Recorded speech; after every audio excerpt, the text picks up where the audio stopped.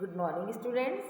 बच्चों, आज हम आपकी कक्षा का यानी कि कक्षा 6 का सप्तमः पाठ है, 7वां पाठ संस्कृत विषय में 7वां पाठ यदि जानासी तद वद, कि यदि जानते हो, अगर जानते हो तो बताओ या तो कहो। ये क्या है बच्चों? यदि जानते हो तो कहो या बताओ। ये है बच्चों संस्कृत में पहेलियाँ। पहेलियाँ पूछते हैं ना हम, हिंदी में भी साधारण बोलचाल में भी एक दूसरे से पहेली पूछते हैं, तो वही ये पहेलियाँ संस्कृत में हैं। अभी हम पहेलियाँ पढ़ेंगे। आपको पढ़ के अपने दिमाग में, अपने माइंड में उसका उत्तर सोचना होगा और फिर अपने दिमाग से सोच समझकर बुद्धि के बल पर उसके उत्तर बताने होंगे। ठीक है बच्चों, आइए देखते हैं हम पहली पहेली। ये देखिए, न तस्य आदि न तस्य अंतो मध्ये यह तस्य तिष्ठति। ठीक है, तवाप्यस्ति ममाप्यस्ति यदि जानासि तद वद। है ना बच्चों? सबसे पहले इसकी हिंदी करने से पहले इसके शब्दार्थ देखेंगे, उससे हमें हिंदी में आसानी हो जाएगी हिंदी करने में। और जब हमें हिंदी आ जाएगी तो हम उसका हल, उसका समाधान, उसका उत्तर बड़े आराम से निकाल लेंगे। देखिए बच्चों, शब्दार्थ देख लीजिए। तस्य माने उसके, आदि माने शुरू में, तब माने तुम्हारे, जान से माने जानते हो। आइए हिंदी अनुवाद करते हैं कि देखो, न तस्य आदि यानी कि न वर्ण जो होता है वो उसके आदि में यानी कि शुरू में, क्या रखा ना आदि शुरू में, तो न वर्ण जो है उसके शुरू में है। न तस्य अंतो, अंत माने अंत में, और न ही उसके अंत में है। न वर्ण जो है, न अल्फाबेट जो है जिसे नैनल बोलते हैं ना, तो वो न ही उसके अंत में है। मध्य यह, मध्य यानी कि बीच में, यह माने यह वर्ण है। तस्य तिष्ठति, उसके बीच में बैठा है यानी कि बीच में उसके यह वर्ण है। शुरू में न, अंत में न, बीच में यह। बोलो, देखो सोचो कौन सा शब्द बनेगा, फिर आगे उसकी पहचान बता रहे हैं। क्लू देते हैं ना पहेली में वो सोचने के लिए। देखिए, संकेत दे देते हैं कि तवाप्यस्ति, तुम सबके पास भी है, ममाप्यस्ति, और मेरे पास भी है, यदि जानासी, अगर जानते हो, तद्वत तो कहो। समझे कि आप सबके पास भी है और मेरे पास भी है। अगर आपने सोच लिया, आप जानते हो, आपने आइडिया लगा लिया, अनुमान लगा लिया, तो आप बताइए, कहो। सोच के देखो बच्चों, क्या शब्द बनेगा, कौन सा पद बनेगा। कि न स्टार्टिंग में है, शुरू में, न ही अंत में है, दो न हो गए, बीच में यह है। न यह न, और आप सबके पास भी है और मेरे पास भी है। क्या है वो? नयन। नयन माने आँखें, नेत्र, चक्षु।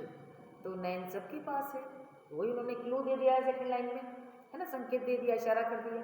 और पहले लाइन में पहली पूछी है कि उसके आदि यानी शुरू में भी न है और एंड में, अंत में भी न है, और मध्य में, बीच में क्या है? यह है। तो क्या बन गया? नयन। वो आप सबके पास भी है और मेरे पास भी है। बच्चों एक बार ध्यान से देख लीजिए, फिर हम दूसरी पहेली पढ़ेंगे। आपके माइंड में आया था, आ गया था बच्चों, जब इसको पहेली को पूछा गया, दिमाग में सोचा था? ठीक है, चलिए अब दूसरी पहेली पढ़ेंगे। आइए बच्चों, अब हम दूसरी पहेली पढ़ेंगे। देखिए बच्चों, अपदो दूरगामी च साक्षर न च पंडित है, अमुख है स्फुट वक्ता च यह जानाति सह पंडित है। क्या पहले इसके शब्दार्थ देखेंगे, उससे हमें शब्दार्थ से थोड़ा स्पष्ट हो जाएगा, उसकी हिंदी हमें करने में, अनुवाद करने में आसानी हो जाएगी। और जब हमें हिंदी आ जाएगी तो हम उस पहेली को समझ लेंगे और उसका समाधान, उसका उत्तर हम सोचकर बता सकेंगे। देखिए बच्चों, अब इसके हम पहले शब्दार्थ देखेंगे, शब्दार्थ से हमें उसकी हिंदी करने में आसानी रहेगी। देखिए, अ पद है, पद माने होते पैर, ए माने नहीं है, जिसके पैर नहीं है यानी कि बिना पैर के। दूरगामी, दूर माने दूर, पता ही आपको, गामी माने जाने वाला, कि दूर तक जाने वाला। साक्षर है यानी कि अक्षर वाला, है ना। अमुख है, जिसके मुख नहीं है, अमुख, ए माने नहीं है, मुख माने मुख, जिसके मुख भी नहीं है, बिना मुख वाला। स्फुट वक्ता, स्फुट माने स्पष्ट, वक्ता बोलने वाला, साफ बोलने वाला। तो अब जब हमें शब्दों के हिंदी अर्थ पता चल गए तो हमें हिंदी बनाने में आसानी रहेगी, फिर हमें पहेली बताने में भी आसानी रहेगी। देखिए बच्चों, अपदो दूरगामी, जो बिना पैरों के भी दूर तक जाता है, बिना पैर के दूर तक जाता है। साक्षर है, नैच पंडित, और अक्षरों से भरपूर है, साक्षर है, देखो अक्षर वाला है, अक्षरों से भरपूर है, साक्षर है, पर पंडित नहीं है। पंडित से मतलब पंडित वो होता है जिसके पास बहुत ज्ञान होता है। और ज्ञान कैसे आता है? पढ़ाई लिखाई से, शिक्षा से। और शुरुआत शिक्षा की कैसे होती है? वर्ण सीखने से, अक्षरों से, है ना। तो जो अक्षरों से तो भरपूर है पर पंडित नहीं है। अमुख है, यानी कि ए माने नहीं है, वही अमुख उधर भी रखा शब्दार्थ में बच्चों। तो अमुख है, मुख बिना मुख वाला है, बिना मुंह वाला है। स्फुट वक्ता, और क्या है? स्पष्ट बोलने वाला है। स्फुट माने स्पष्ट, वक्ता माने बोलने वाला है ना। जबकि मुंह से ही तो बोला जाता है बच्चों, और उसके मुंह नहीं है पर फिर भी बोलता है। ठीक है, तो कह रहे हैं यह जानाती से पंडित है, जो जानता है वह पंडित है। इस बात को, इस पहेली को जो जानता है वो ही पंडित है, वही विद्वान है, वही ज्ञानी है, जो इस पहेली को बूझ सकता है। ठीक है बच्चों, ये देख लीजिए, समझिए, सोचिए क्या बैठ रहा है कि अपदो दूरगामी, बिना पैरों के भी दूर तक जाता है ना, बिना पैर के दूर तक जाता है। साक्षर नैचे पढ़ गया, च माने और साक्षर है, यानी कि अक्षरों से भरपूर है पर पंडित नहीं है। अमुख है, यानी कि बिना मुख के, स्फुट वक्ता, स्पष्ट बोलता है, पर उसको जो जानता है वही ज्ञानी है। जानाती से है पंडित है, सह माने वह है, जानाती जो जानता है, पंडित है, जो इस पहेली को जानता है वही पंडित है, वही क्या है? ज्ञानी है, जो जानता है। सोचो बच्चों, कौन जाता है दूर तक? कौन अक्षरों से भरा रहता है? सोचिए। और बच्चों अमुख है, यहाँ पर है विसर्ग दो, अमुख है, ये दो विसर्ग है। अमुख माने जिसका मुंह नहीं है, क्योंकि मुंह से ही तो बोलते हैं, पर वो बिना मुंह के भी स्पष्ट बोलता है। कौन है? आया कुछ दिमाग में या मुझे ही बताना पड़ेगा? बोलिए। चलिए बच्चों, आपको भी आ गया होगा, मैं भी बता देती हूँ कौन है वो। बताइए बच्चों, समझ में आ रहा है? नहीं, वह है पत्र। क्या है बच्चों? वह है पत्र। पत्र कैसा होता है? अक्षरों से भरा रहता है, दूर तक जाता है। यहाँ से हम कहीं भी भेज सकते हैं बाय पोस्ट, है ना, दूर तक चला जाता है, अक्षरों से भरा होता है, मुंह उसका नहीं है फिर भी बोलता है। जो हम पढ़ने वाले, हम पत्र को पढ़ते हैं तो ऐसा लग रहा है वो हमसे बोलता है। ठीक है, आया बच्चे समझ में? क्या है वो? पत्र है। पहली पहेली का उत्तर क्या था? नयन, यानी कि आंखें। और दूसरी पहेली का उत्तर क्या है? पत्र। देखो, बिना पैरों के भी दूर तक चला जाता है, क्योंकि पोस्ट से भेजते हैं उसको, है ना। चलिए बच्चों, इसका समझ में आ गया। अब हम देखेंगे अपनी तीसरी पहेली। ओके, आइए बच्चों, अब हम तीसरी पहेली पढ़ेंगे। देखिए बच्चों, एक चक्षुः नैकाको अयम्मम बिलमिच्छिन्न पन्नगः क्षीयते वर्धते चैव न समुद्रो न चंद्रमा। पढ़ा? ये पहेली पढ़ी? अभी संस्कृत में है, इसके शब्दार्थ पढ़ेंगे, उससे हिंदी पता चलेगी हमें। ठीक है, देखो इसके हिंदी अर्थ समझेंगे। एक चक्षु, एक आंख वाला। एक माने एक, चक्षु माने आंख। एक चक्षु, एक आंख वाला। बिलमिच्छिन्न, बिल माने बिल, जो चूहे और सांप रहते हैं ना बिल में, वो वाला बिल, छेद जो करते हैं। तो बिलमिच्छिन्न, बिल चाहने वाला। पन्नग है, पन्नग माने सांप। विसर्ग लग रहा है तो संस्कृत की वजह से लगा है। पन्नग माने सांप, पन्नग है सांप। क्षीयते माने कम होता, क्षीयन मतलब घटना, कम होता है। वर्धते बढ़ता है, वर्धते माने बढ़ना। तो बच्चों, इसकी हिंदी पहले करते हैं, फिर आपको इसका संकेत मिल जाएगा, इसका क्लू मिल जाएगा पहेली को सुलझाने के लिए। ठीक है, देखिए, एक चक्षु है ना, एक आंख है, एक आंख वाला है। मैं काकोयम, पर कोआ नहीं है। कोए की बच्चों एक आंख होती है ना, तो इसलिए कह रहे हैं कि एक आंख वाला तो है पर कोआ नहीं। कभी आप कोआ समझ लें एक आंख का सोच के, साफ बता देना कौवा नहीं है, ये कौवा नहीं है कि एक आंख वाला है पर कौवा नहीं है। बिलमिच्छनम पन्नगे, बिल की इच्छा करता है ना, पर सांप नहीं है, क्योंकि सांप ही तो बिल को चाहेगा, उसमें रहता है, उसका घर होता है वो। तो कह रहे हैं ये भी मत समझ लेना कि बिल तो है, बिलमिच्छनम बिल की इच्छा करता है ना। बिल क्या कह रहे हैं कि बिल चाहता है, बिल की इच्छा करता है, इच्छी ने बिल चाहता है, बिल की इच्छा करता है, पर सांप नहीं है। सांप चाहता है बिल को, बिल में छेद में सांप ही रहता है बिल में। तो कह रहे हैं कि बिल छेद चाहता है पर सांप नहीं है। यह बिल से मतलब छेद भी है बच्चों, पर सांप नहीं है। दोनों इशारे कर दिए कि एक आंख वाला है पर कौवा नहीं है, बिल चाहता है, छेद चाहता है, पर सांप नहीं है ना। और फिर कहते हैं शीयते घटता है, वर्धते च और बढ़ता भी है, घटता भी है और बढ़ता भी है ना। शीयते माने घटना होता है बच्चों, घटता भी है और बढ़ता भी है। न समुद्र न चंद्रमा, पर वो ना तो समुद्र है और ना ही चंद्रमा है। समुद्र चंद्रमा को क्यों कहा? क्योंकि समुद्र और चंद्रमा देखा नहीं बच्चों, दिन दिन घटते हैं चंद्रमा जब अमावस आती है, और जब पूर्णमासी आती है तो दिन दिन बढ़ते हैं, बढ़ते भी हैं और घटते भी हैं। कौन? चंद्रमा। और समुद्र भी जब ज्वार भाटा आता है तो बढ़ता है समुद्र और घटता भी है। तो उन्होंने कहा है कि घटता बढ़ता भी है, पर उसे समुद्र या चंद्रमा मत समझ लेना। तो अब सोचिए आप क्या है ये चीज़ें, उन्होंने क्लू दे दिया है, इशारा कर दिया है कि भाई कौवा भी नहीं है, एक आंख वाला है, कौवा नहीं है, बिल चाहता है, छेद चाहता है, पर सांप नहीं है, घटता भी है और बढ़ता भी है, पर समुद्र और चंद्रमा नहीं है। बताइए क्या है? सोचिए बच्चों क्या है ये। देखिए मैंने शब्दार्थी बता दी थी, उससे हिंदी करने में आसानी हो गई थी। अब सोचिए बच्चों, या फिर मुझे ही बताना पड़ेगा? ठीक है, चलो आपने भी सोच लिया होगा अब तक तो बच्चों। चलो मैं बता देती हूँ क्या है ये। सुई और धागा, है ना। संस्कृत में कहेंगे शुचि तंतु। सुई में पीछे छेक होता है ना, उसकी एक आंख हो गई वो, समझ रहे बच्चों। और धागा, सुई धागा घटता भी जाता, बढ़ता भी जाता, और छेद जाता बार बार कपड़े के अंदर, जब तो सिलता है, जॉइंट करता है, जोड़ता है ना। तो क्या है? शुचि और तंतु, सुई और धागा।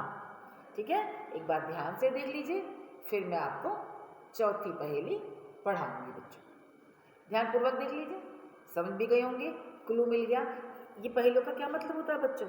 दिमाग को इंक्रीज करने के लिए, बुद्धि को बढ़ाने के लिए, क्योंकि बुद्धि ऐसा हीरा है, इसको जितना घिसेंगे ये उतनी ही चमकेगी। ठीक है बच्चों, ठीक है ना। इसलिए पहेलियाँ दिमाग को चलाने के लिए, बुद्धि को बढ़ाने के लिए। अब बच्चों हम चौथी पहेली पढ़ेंगे। आइए बच्चों, अब हम चौथी पहेली पढ़ेंगे। देखिए बच्चों, ध्यानपूर्वक ब्लैक बोर्ड पर देखिए कि कृष्णमुखी ना मार्जारी, द्विजिह्वा नाचा सर्पणी, पंचभद्री न पांचाली, यह जानाति सह पंडित है।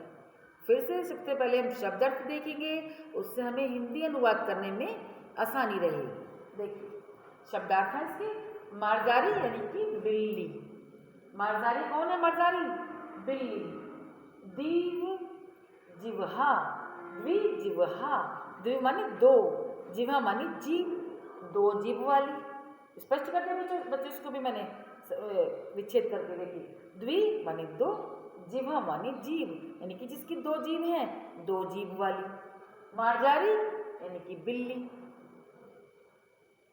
ये मार्जारी बोला जाएगा बच्चों, नीचे इसमें एक नुक्ता नहीं लगा, और नुक्ता लगता तो क्या हो जाता? जय बोला जाता। अब नुक्ता नहीं है तो मार्जारी,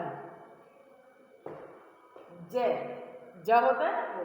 कृष्णमुखी काली मुंह वाली।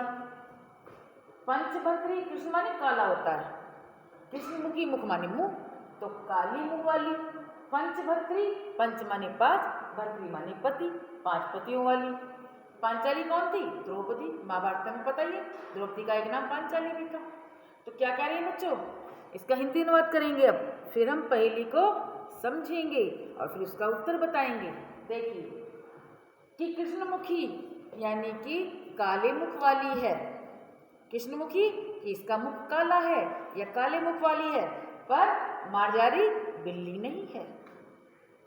बता रहे हैं कि कभी बिल्ली समझ लो, बिल्लियां अधिकतर काली होती है ना बच्चों, काली बिल्ली बोलते हैं। तो कह रहे हैं कि काले मुख वाली है कृष्णमुखी है, कृष्ण माने काला, यहाँ हमने पढ़ा है, ये रहा कृष्णमुखी, काले मुंह वाली है पर बिल्ली नहीं है। द्विजिह्वा, दो माने दो, दो जीभ वाली है पर सर्पणी नहीं है। सर्पणी यानी कि सांप, है ना। क्या है कि सर्पणी नहीं है, सर्पणी कहेंगे नागिन या सांपिनी, फीमेल सांप, ठीक है। तो सर्पणी नहीं है, दो जीभ है, जबकि दो जीभ किसकी होती है? सांप की होती है, आगे से कटी हुई होती है ना सांप की जीभ, दो पार्ट में बटी हुई होती है बच्चों। तो दो जीभ वाली है पर सर्पणी नहीं है। पंचभद्री, पंच माने पांच, भद्री माने पति, पांच पतियों वाली है पर पांचाली नहीं है, द्रौपदी नहीं है। तो बताइए कौन है? जो जानता है वही ज्ञानी है, वही पंडित है। फिर से देख लीजिए कि काले मुख वाली है पर बिल्ली नहीं है, यानी कि इसका मुख काला है पर बिल्ली नहीं है। इसकी दो जीभें हैं पर ये सब सांप नहीं है, यह सर्पणी नहीं है। इसके पांच पति हैं पर पंचभद्री, इसके पांच पति हैं पर द्रौपदी या पांचाली नहीं है। यह माने जो जानता है वह पंडित है, वह ज्ञानी है। सोचो कौन है बच्चों? सोच रहे हैं ना? सोच लिया? चलिए मैं भी बता देती हूँ कौन है। कलम। पहले जो पेन कलम होती थी वो इंक में, स्याही में डुबो के लिखते थे, और उस दो या निब जो पेन होता था उसके बाद में जो पेन चले, निब जो होती थी वो दो पार्ट में बटी होती थी, है ना। तो दो जीभ समझ लो उसकी। काला मुख है, यानी काली स्याही से लिखते थे, नीली स्याही से लिखेंगे, है ना। काला मुख है उसका, जो आगे का पार्ट हो गया कलम का, वो क्या हो गया? काले रंग का, उसका मुख काला हो गया। और दो पार्ट में आगे से बटी होती थी तो उसकी दो जीभ हो गई, वो सर्पणी नहीं है पर कलम है ना। तो कलम पंचभद्री, पांच पति हैं कौन? ये पांच हमारी उंगलियां, इनसे तो पकड़ के लिखते हैं हम। कोई चीज़ हम पकड़ेंगे, कलम पकड़ेंगे तो कलम को ये पांच उंगलियों से पकड़ के हम लिखेंगे, पांच पति हैं, ठीक है। पर पांचाली नहीं है। तो जो जानता है, आप लोग जान गए तो आप ही ज्ञानी हैं, आप ही पंडित हैं। जिसने आइडिया लगा लिया, जिसने गैस लगा लिया था, वो ज्ञानी है। ठीक है बच्चों, फिर से देख लीजिए एक बारी, फिर मैं आपको इसकी पांचवी पहेली पढ़ाऊंगी। कृष्णमुखी नैमारदारी, द्विजिह्वा नैचे सर्पणी, पंचभद्री नै पांचाली, यह जानकी से पंडित है। कि काले मुंह, इसका काला मुंह है, काले मुख वाली है, इसका मुख काला है पर ये बिल्ली नहीं है, इसका मुख काला है पर बिल्ली नहीं है। दो जीभ हैं पर सर्पणी नहीं है, पांच पति हैं पर पांचाली द्रौपदी नहीं है। जो जानता वही ज्ञानी। तो कौन है ये? कलम, ठीक है। आइए बच्चों, अब हम इसकी पांचवी पहेली पढ़ेंगे। आइए बच्चों, अब हम इसकी पांचवी पहेली को पढ़ेंगे। देखिए बच्चों, स्नेहम ददाति यो मह्यम नित्यम तस्मै ददाम्यहम् ज्योति पदार्थ ज्ञानार्थम को अहम वदतु सांप्रतम। बच्चों ये आ की साउंड बोली जाए, क्योंकि ये कौन सा है? पूर्व रूप ए है, आ है, पूर्व रूप आ, ठीक है, इसलिए आ का ही साउंड देगा। को अहम वदतु सांप्रतम। अब बच्चों सबसे पहले हम इसके शब्द अर्थ को देखेंगे, इस संस्कृत शब्दों के हिंदी अर्थ को जानेंगे। इससे हमें पहेली का हिंदी अनुवाद करने में आसानी रहेगी, और जब हम हिंदी अनुवाद आसानी से कर लेंगे तो हम उसका उत्तर भी बड़ी आसानी से दे देंगे। देखिए बच्चों, स्नेहम यानी कि तेल, ये स्नेहम है ना, तेल। मह्यम मुझको, तस्मै उसको, ज्योति माने पता ही आपको प्रकाश, पदार्थ ज्ञानार्थम वस्तुओं को दिखाने के लिए, या पदार्थ के या वस्तुओं के ज्ञान के लिए, वस्तुओं को दिखाने के लिए, या ज्ञानार्थम वस्तुओं के ज्ञान के लिए। ज्ञान कब होगा? जब उसकी चीज़ को देख लेंगे। अंधेरे में कोई चीज़ नहीं देखी जाती है, ठीक है। पदार्थ ज्ञानार्थम, पदार्थ के या वस्तुओं, पदार्थ माने वस्तुओं को दिखाने के लिए, वस्तुओं के ज्ञान के लिए। सांप्रतम, अब इसके संस्कृत के हिंदी अर्थ समझ गए बच्चों। अब इसका हिंदी अनुवाद करेंगे हम, इससे हमें पहेली को बूझने में सरलता रहेगी। बूझना यानी कि बताने में, उसका समाधान, उसका सॉल्यूशन करने में, है ना, इजी रहेगा। देखिए क्या क्या है कि स्नेहम ददाति, जो मुझे तेल देता है। स्नेह माने तेल होता है ना, स्नेह माने प्यार भी होता है, प्रेम भी होता है, पर यहाँ मतलब है तेल से।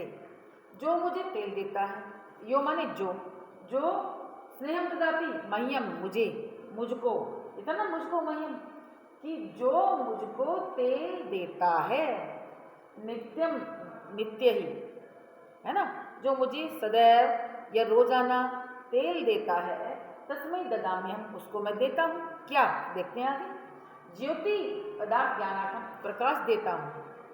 किसके लिए? वस्तुओं को दिखाने के लिए, उसको मैं वस्तुओं को दिखाने के लिए प्रकाश देता हूँ, ज्योति देता हूँ। को अहम, कौन हूँ मैं, अहम मन मैं, को मतलब कौन हूँ मैं, वदतु जो बताएगा, जो जानेगा। अब बताओ मैं कौन हूँ, वदतु बताओ, कोम कौन हूँ मैं। अब सांप्रतम, अब देखा है सांप्रतम, ये देखो सांप्रतम, अब बताओ मैं कौन हूँ। सांप्रतम अब, वदतु बताओ, को कौन, अहम माने मैं हूँ, अब बताओ मैं कौन हूँ। फिर से एक बार इसका हिंदी अर्थ देखेंगे फिर से, तो समझ में आएगा बच्चों। देखिए कि जो मुझे नित्य तेल देता है, मैं उसको देता हूँ। अब क्या देता हूँ, ये बता रहे हैं कि उसको मैं वस्तुओं के ज्ञान के लिए प्रकाश देता हूँ। अब बताओ मैं कौन हूँ।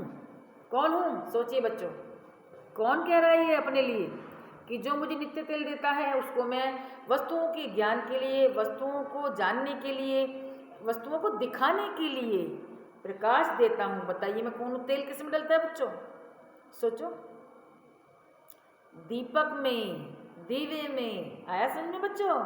तो क्या है ये, दीपक है कि जो मुझे नित्य तेल देता है उसको मैं वस्तुओं को दिखाने के लिए या वस्तुओं के ज्ञान के लिए क्या प्रकाश देता हूँ। तेल डालते हैं दीपक में, वो हमें क्या देता है, प्रकाश देता है, उजाला देता है। तो कौन हूँ मैं, बताओ, अब बताओ मैं कौन हूँ। कौन है, दीपक है। आया बच्चों समझे आपको। ठीक है बच्चों, आज आपका ये यदि जानासी तद्वद, अगर जानते हो तो बताओ, ये हमारा पाठ पूरा होता है। बच्चों अगर आपको अब भी कोई दिक्कत लगती है, परेशानी लगती है, तो उसका समाधान आप मुझसे पूछ सकते हैं। फिर से एक बार ध्यान से देख लीजिए ब्लैक बोर्ड पर। स्नेहम तेल ददाति देता है, यो जो मह्यम मुझे नित्य, नित्य रोजाना, जो मुझे नित्य तेल देता है उसको मैं पदार्थों को, वस्तु को दिखाने के लिए, ना वस्तु को दिखाने के लिए, पदार्थ ज्ञानम ज्ञानार्थम, वस्तु को दिखाने के लिए, तो उसको मैं वस्तु को दिखाने के लिए प्रकाश देता हूँ। अब बताओ मैं कौन हूँ। ठीक है, तो कौन है पता चल गया, दीपक है। भाई जो देगा उसको वो वापस भी मिलेगा, अच्छा दोगे अच्छा मिलेगा। ठीक है ना बच्चों। ओके बच्चों।